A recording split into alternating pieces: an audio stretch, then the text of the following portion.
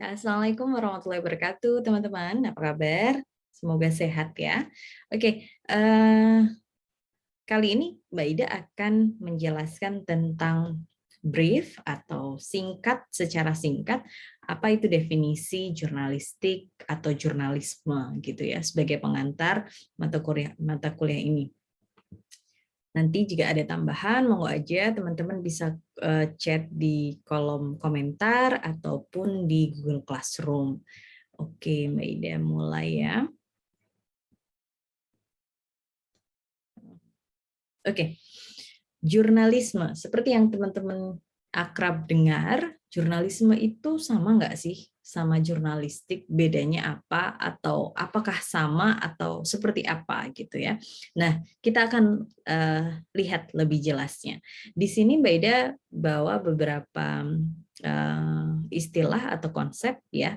Dari segi kata, jurnalisme berasal dari kata jurnal dan isme ya, di mana jurnal artinya laporan, kemudian isme artinya paham atau ajaran, sehingga jurnalisme bisa dikatakan sebagai suatu paham atau aliran tentang jurnalistik atau sesuatu yang berhubungan dengan jurnal.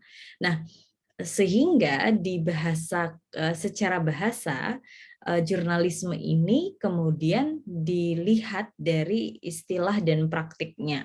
Jadi sebenarnya konteks jurnalistik itu dan jurnalisme pada dasarnya itu sama, teman-teman ya. Hanya memang kalau konteksnya isme itu lebih menyeluruh dari pandangan, aliran gitu ya. Seperti itu, dan jurnalistik lebih kepada istilah praktikalnya gitu. Nah, kemudian dari secara harfiah, pengertian jurnalisme ini kemudian juga diangkat dari tadi asal katanya, yaitu jurnal, yang berarti catatan atau harian, atau konteks tentang informasi yang diambil dari kejadian sehari-hari ya, sehingga jurnalisme di sini diartikan sebagai kegiatan yang berhubungan dengan pencarian atau pengolahan informasi yang disiarkan kepada khalayak terkait dengan kehidupan sehari-hari.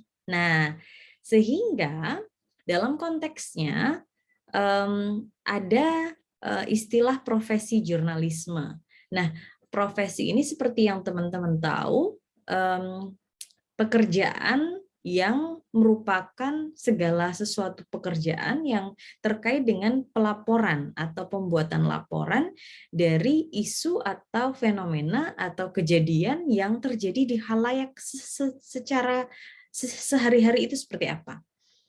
Tapi ada konteks nanti yang kita akan bahas, ada angle media, angle dari wartawan memberitakan, priming, agenda setting, dan framing, dan lain-lain ya, yang membuat suatu fenomena atau informasi dari masyarakat di kehidupan sehari-hari yang sangat banyak itu bisa diambil dari sudut pandang tertentu atau konteks tertentu, nanti kita bahas di pertemuan selanjutnya, menjadi berita yang teman-teman bisa baca di koran misalnya, bisa kalian baca di media sosial, for example, ya. Jadi konteks profesi jurnalisme seperti yang teman-teman bisa bayangkan dan lihat pada umumnya seperti itu. Nah, tapi kita kembali, kita kembali membawa teman-teman ke historicalnya. Bagaimana sih sejarah dari jurnalisme ini? Kalau secara panjangnya gitu ya, Mbak Ida mungkin di sini hanya akan membawa teman-teman ke briefnya saja, singkatnya saja, pengenalan singkat yang nantinya teman-teman bisa gali lagi, oh ternyata seperti ini, oh ternyata seperti ini. Ada beberapa poin yang ingin Mbak Ida jelaskan dan ingin Mbak Ida angkat dalam sejarah dari jurnalisme. Menurut pandangan beberapa tokoh ya, sebenarnya kalau dari segi kegiatan pengumpulan data, ya, karena jurnalistik atau jurnalisme ini kan terkait dengan bagaimana proses pengumpulan data atau informasi yang kemudian diolah, kemudian diseminasikan atau di-share atau diinformasikan kepada khalayak ramai. Nah, ini ternyata pada zaman Nabi Nuh dianggap sebagai orang pertama yang melakukan pencarian dan penyampaian berita, teman-teman. Masya Allah ya. Jadi ternyata ada konteks kenabian, sejarah kenabian yang masuk dalam historical dari journalism. Ya, Beda mengutip dari Wahyudin 2016, dikisahkan karena Allah waktu itu mengirimkan wahyu kepada malaikat bahwa akan ada banjir yang menimpa kaum Nabi Nuh karena ketidaktaatan mereka untuk bertauhid, ya. Akhirnya Nabi Nuh sebagai pencari berita dan penyiar kabar pada waktu itu akhirnya menyebarkan informasi tersebut ke khalayak ramai, yakni umat yang dia bimbing untuk menuju jalan yang ditetapkan, gitu ya. Tapi kemudian yang terjadi adalah, teman-teman, kegiatan tersebut ternyata masuk loh dalam klasifikasi di mana itu dimasukkan dalam konteks pencarian informasi, karena Nabi Nuh waktu itu dikatakan juga meng-cross check apakah betul dengan berbagai cara yang dilakukannya, kemudian akhirnya beliau menyampaikan itu kepada umatnya, ya.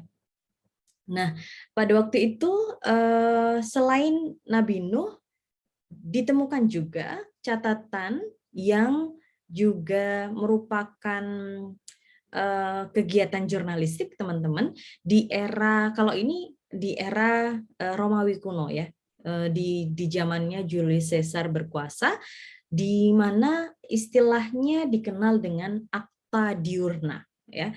Akta diurna ini mengandung makna rangkaian akta atau gerakan atau kegiatan atau suatu kejadian. Pada waktu itu memang pada zaman Julius Caesar, beliau selalu memimpin, how to say, selalu menginformasikan kepada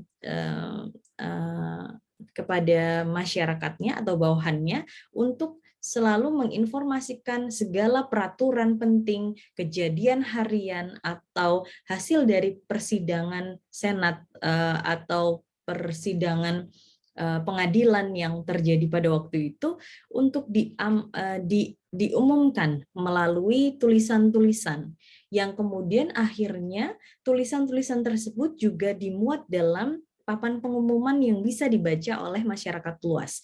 Nah, papan pengumuman itulah yang disebut atau dinamakan sebagai Akta Diurna dan kemudian diletakkan di Forum Romanum atau Stadium Romawi sehingga mudah dibaca oleh atau diketahui oleh publik, gitu, teman-teman. Itu singkatnya kalau untuk historical secara general. Kemudian Mbak Ida membawa kalian masuk ke dalam perkembangan di Indonesia seperti apa. Nah, ini juga saya akan highlight beberapa saja, tidak akan meng-highlight secara general, tapi saya coba membantu teman-teman untuk membuka beberapa poin, gitu ya. Saya juga mengambil dari Wahyudi. Yang pertama adalah perkembangan diawali di masa Belanda. Di sini di mana beberapa pejuang pada waktu itu, pejuang kemerdekaan kita menggunakan jurnalisme sebagai alat perjuangan untuk memberikan informasi kepada masyarakat waktu itu, ya. Kemudian di era itulah ada beberapa jurnal yang muncul, ya, seperti Bintang Timur, Bintang Barat, Java Bode, Medan Priai, dan Java Bode Terbit ya. Dan itu terbit itu koran-koran atau jurnal-jurnal pada waktu itu. Nah, kemudian pada masa kependudukan Jepang, teman-teman, karena memang Jepang mengambil kekuasaan dalam tanda kutip ya dari kekuasaannya Belanda, koran-koran yang tadinya diizinkan untuk beredar atau jurnal-jurnal yang diizinkan untuk beredar akhirnya dilarang oleh pemerintah Jepang di Indonesia, yang di Indonesia ya. Akan tetapi kemudian ada 5 media yang kemudian mendapat izin terbit, yaitu Asia Raya, Cahaya, ini tulisan lama ya, Asia Raya, Cahaya, Sinar Baru, Sinar Matahari, dan Suara Asia. Nah, kemudian kita masuk ke kemerdekaan, ke masa kemerdekaan Indonesia. Pada waktu itu di masa kemerdekaan Indonesia, pemerintah Indonesia menggunakan Radio Republik Indonesia atau RRI sebagai media komunikasinya, yang kemudian menjelang penyelenggaraan Asian Games keempat, pemerintah memasukkan proyek televisi di tahun 1962, yaitu TVRI, yang sampai sekarang masih ada ya teman-teman, RRI dan TVRI. Tapi pada waktu itu TVRI-nya masih siaran dalam warna hitam putih ya. Kalau mungkin kalau Mbak Ida waktu dulu masih ingat ya, masih jamani. Itu TV kami tuh kayak lemari gitu teman-teman, dan warnanya masih hitam putih yang bisa diputer, masih diputer, belum dipencet-pencet gitu ya. Itu pas kecil sekali. Kemudian cepat sekali berubah menjadi TV berwarna dan seterusnya, cepat perkembangannya. Nah, kemudian di masa kekuasaan Presiden Soeharto, di sini teman-teman ada besar-besaran yang terjadi dalam konteks jurnalisme, yakni adalah yang terkenal adalah pemberedelan atau pemberhangusan media massa. Banyak sekali media itu atau hampir semua dibredel atau tidak diizinkan untuk terbit ya, untuk apa sih, untuk bekerja, untuk publish ya, sampai akhirnya ada kasus Harian Indonesia Raya dan majalah Tempo yang kemudian disensor juga dalam kekuasaan ini. Kemudian munculnya kontrol yang dipegang melalui Departemen Penerangan waktu itu atau DEPEN dan Persatuan Wartawan Indonesia, yang merupakan kelompok komunitas wartawan satu-satunya di Indonesia waktu itu. Nah, tapi kemudian setelah jatuhnya Presiden Soeharto dan digantikan oleh Presiden B.J. Habibie pada 1998, ini adalah tonggak kebebasan pers, teman-teman. Dikatakan demikian mungkin ada beberapa faktor, dan selain itu memang konteksnya pers kembali bangkit gitu ya dari konteks yang dulu sangat ketat. Kemudian di sini banyak media massa yang muncul, tidak hanya PWI yang menjadi satu-satunya organisasi profesi kewartawanan, tetapi sangat banyak, sampai ada beberapa ribu media yang kemudian hadir di Indonesia gitu teman-teman. Dan kegiatan jurnalisme juga kemudian diatur secara etik dan pers dalam Undang-Undang Pers dan Kode Etik Jurnalisme yang diatur oleh Dewan Pers, yang saat ini juga masih ada gitu teman-teman. Ini adalah brief perkembangan jurnalisme di Indonesia. Teman-teman bisa cross check atau baca lebih lengkapnya jika ingin mengetahui lebih lanjut melalui berbagai sumber ya. Nah, melalui perkembangan tersebut, akhirnya kita tahu bahwa jurnalisme itu tidak hanya sekedar konteks menyampaikan saja informasi ya, tapi kemudian ada beberapa jenis jurnalisme menurut perkembangannya gitu ya. Dalam perkembangan waktu itu kemudian lahir jurnalisme jenis cetak, jurnalisme elektronik dan jurnalisme internet atau konvergensi. Jurnalisme elektronik itu juga sering disebut dengan jurnalisme siaran. Nah, seperti apa? Yuk kita bahas satu-satu.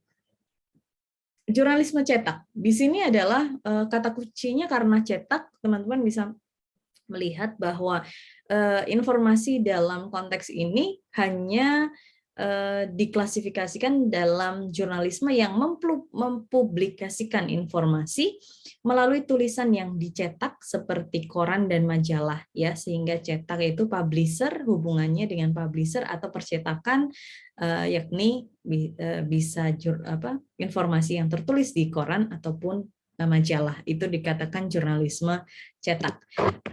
Selanjutnya adalah jurnalisme online atau orang biasa menyebut jurnalisme daring, tapi lebih umum di jurnalisme online ya teman-teman ya. Jurnalisme online ini adalah jurnalisme yang menyiarkan informasi melalui internet, namun juga ada kode etik jurnalistik, walaupun ini juga masih dalam pro dan kontra karena mengikuti perkembangannya ya. Ada beberapa fenomena terjadi, tapi kita bisa bahas lebih lanjut di dalam. Kemudian perkembangan tipe jurnalistik ini juga membuat jurnalisme televisi juga mulai membuat situs online-nya, bahkan juga cetak mempunyai situs online. Dan ini kemudian melahirkan adanya konvergensi jurnalisme atau penggabungan antara media dua platform atau berbagai platform dalam satu kepemilikan yang sama. Misalnya ya teman-teman bisa lihat bahwa kayak koran Sindo, dia punya koran Sindo, kemudian ada televisinya misalnya, kemudian ada radionya misalnya, seperti itu. Nah, itu dikatakan misalnya sebagai konteks konvergensi jurnalisme. Kemudian jurnalisme online ini juga menumbuh kembangkan konsep citizen journalism yang kemudian kita bisa lihat bagaimana peran warga dalam menyebarkan informasi teman-teman di berbagai lini ya. Bisa konteksnya bergabung dengan media massa besar, melalui konteksnya mereka share dulu di internet kayak gitu ya, melalui media sosial mereka, kemudian diangkat oleh media massa, ataupun secara independen mereka menyiarkan atau menyebarkan informasi dari apa yang mereka lihat, kemudian mereka tulis atau mereka unggah videonya, kalau itu video, ke lini media media sosial atau media lain yang berbasis internet atau online, seperti itu. Nah, selanjutnya adalah yang ketiga, jurnalisme siaran, yang tadi Mbak Ida bilang bahwa ini juga dikatakan sebagai jurnalisme elektronik, di mana jurnalisme siaran ini adalah jurnalisme yang menyiarkan berita melalui televisi dan radio, ya, sehingga konteksnya elektronik, audio visual, audio dan visual. Dalam tipe ini saat yang dari dulu ya, kita kenal bahwa wartawan radio itu harus mempunyai tidak hanya canggih dalam penulisan berita atau dalam peliputan informasi kejadian sehari-hari di masyarakat, tapi juga memiliki suara yang mampu menggugah atau menarik perhatian masyarakat untuk mendengarkannya. Begitu pula pada jurnalis atau wartawan atau reporter televisi. Dia tidak hanya dituntut mampu untuk bekerja dalam konteks cepat gitu ya teman-teman ya, kemudian mampu memilih atau memilah isu-isu yang menarik untuk diangkat dan disebarluaskan ke publik, tapi juga beliau harus mampu menggunakan segala performance-nya untuk menarik perhatian masyarakat. Dalam tanda kutip ini adalah bonus ya. Tapi apa namanya, ketika kita bisa meramu itu dengan baik, insya Allah walaupun ada apa keterbatasan saat ini tidak terlalu ini ya, walaupun masih ada konsep-konsep mainstream tentang yang cantik itu yang di depan kamera gitu. Tapi mungkin kita bisa lihat bahwa ada kemajuan di mana mungkin zaman dulu kita nggak bisa ngelihat wartawan atau reporter perempuan dengan jilbab itu masuk kamera. Ada banyak cerita tentang wartawan pada waktu itu yang harus memakai wig ya untuk bisa tampil dengan menutup rambutnya, tapi kemudian saat ini sudah mulai terbuka ya. Jadi banyak perkembangan yang terjadi dan kita tidak boleh menutup atau apa ya, ada underestimate tertentu gitu teman-teman. Nah, konteks ini kemudian merupakan tugas reporter atau wartawan TV dan radio yang juga di sini dituntut bagaimana kreativitas mereka dalam mengolah atau memahami fenomena yang terjadi di masyarakat sesuai dengan kutipan dari Morrison yang Mbak Ida kutip ya. Nah, setelah melihat semua paparan yang Mbak Ida tadi sampaikan secara singkat, kita bisa briefly melihat komponen dunia jurnalisme itu ada 4 teman-teman ya, karena konteksnya adalah jurnalistik itu proses pembuatan informasi dan menyebarluaskannya melalui media atau media massa pada waktu itu dan media online zaman sekarang ya, Mbak Ida kurang nambahin. Nah, sehingga ada 4 komponen khusus dalam dunia ini. Yang pertama adalah informasi, jelas yang menjadi message itu adalah informasinya. Dan kenapa ini masuk ke dunia komunikasi? Karena dia punya informasi yang disampaikan. Kemudian bagaimana penyusunan informasinya? Kemudian siapa yang menyusunnya? Tentunya di situ ada who-nya ya, komunikatornya. Dan bagaimana komunikator menyusun informasi, kemudian bagaimana komunikasi tersebut disebarluaskan atau penyebaran informasi, dan apa mediumnya. Apakah itu media massa ataukah berbagai platform internet, ya. Kemudian masuk ke dalam produk jurnalisme. Ini adalah berita, teman-teman. Seperti yang teman-teman tahu, ketika kita ngomong tentang produk jurnalisme, ya kita akan bicarakan tentang news atau berita. Berita adalah laporan peristiwa yang bernilai jurnalistik, yang mempunyai nilai jurnalistik. Nah, nilai-nilai jurnalistik ini ada banyak sekali ya, semakin berkembang gitu ya. Dulu 9, kemudian 10, sekarang ada 10 atau 11 yang menjadi pokok dari news values yang nantinya kita akan bahas di pertemuan selanjutnya juga. Nah, di sini juga jenis berita itu dibagi menjadi, pada dasarnya, teman-teman, saya hanya mengambil 4 yang menjadi dasar, yakni berita langsung atau kita sering sebut straight news, spot news atau hard news, kemudian berita opini, opinion news, kemudian berita investigasi atau investigatif, dan berita ringan atau soft news ya. Nah, kita lihat untuk berita langsung atau straight news ini konteksnya tentang berita yang penting ya. Segala sesuatu informasi yang sifatnya krusial, penting, yang harus segera disampaikan kepada publik, ini adalah konsep dari berita straight news atau spot news. Berita ini tidak bisa ditunda karena akan cepat basi biasanya, sehingga harus tepat waktu. Makanya sering ada breaking news kayak gitu. Nah, ini adalah tipe-tipe berita yang hard news ya. Kemudian karena kontroversial, memiliki dampak yang luas sehingga masyarakat membutuhkan informasi segera dan sangat mempengaruhi kehidupan sehari-hari.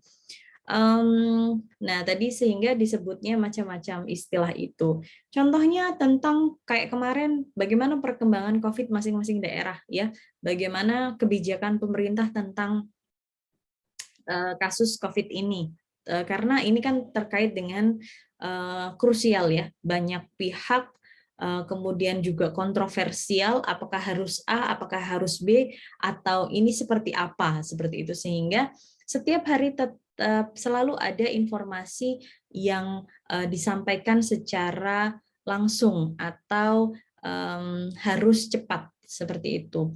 Walaupun dalam tanda kutip tidak semua wilayah itu berzona merah, tapi karena magnitude atau konteks news value-nya tinggi ya, jadi tipikal seperti itu, tipikal informasi seperti itu tergolong dalam hard news. Atau kita bisa juga melihat tentang misalnya ada kebijakan baru terkait misalnya kenaikan BBM kayak gitu ya, presiden memutuskan A gitu ya, untuk kenaikan BBM pada tanggal sekian, kemudian ada press conference gitu ya, itu harus segera diumumkan. Kemudian ada konteks bencana terjadi sesuatu, misalnya tadi siang ada gempa bumi walaupun ringan, itu langsung masuk ke pemberitaan misalnya seperti itu ya, atau yang konteksnya sangat besar itu juga akan langsung masuk, kecuali karena kalau terlalu lama akan basi.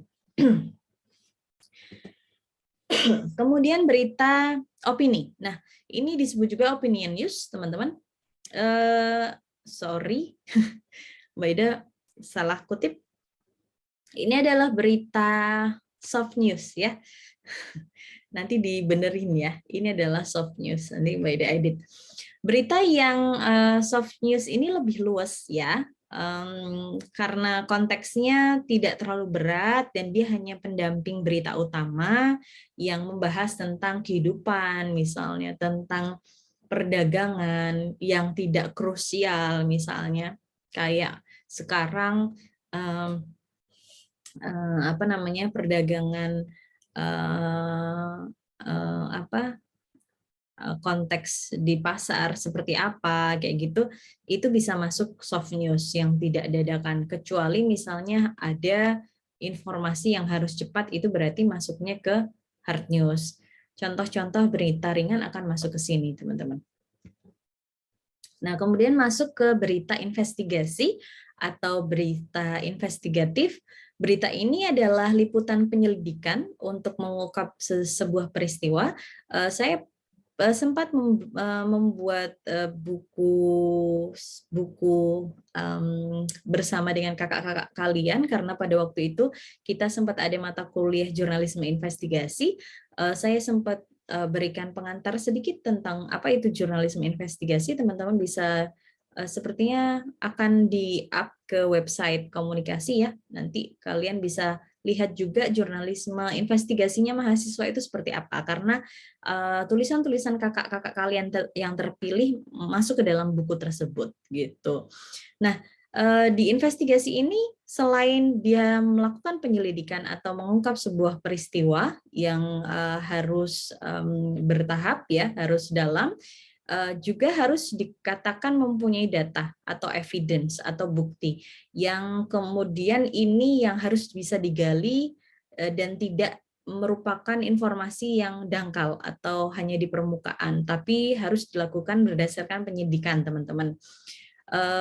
Isi dari berita ini biasanya merupakan fakta yang membongkar suatu kasus kriminal atau penyelewengan atau hal-hal yang terkait dengan sesuatu yang disembunyikan ya, yang merugikan kepentingan publik, itu biasanya atau konteksnya meresahkan ya.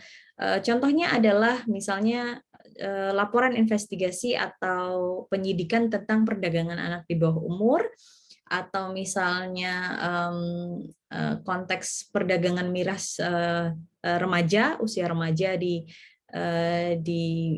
kalangan mahasiswa misalnya seperti itu. Dan kalau kemarin dari contohnya kakak kalian itu konteksnya bagaimana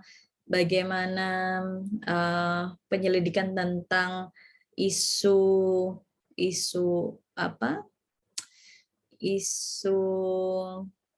limbah di Yogyakarta gitu, dari beberapa lini ya, dari kesehatan, dari konteks tanah kayak gitu ya, dan lain-lain, dan masyarakat tentunya gitu. Jadi macam-macam konteks investigasi yang akan teman-teman ungkap gitu ya.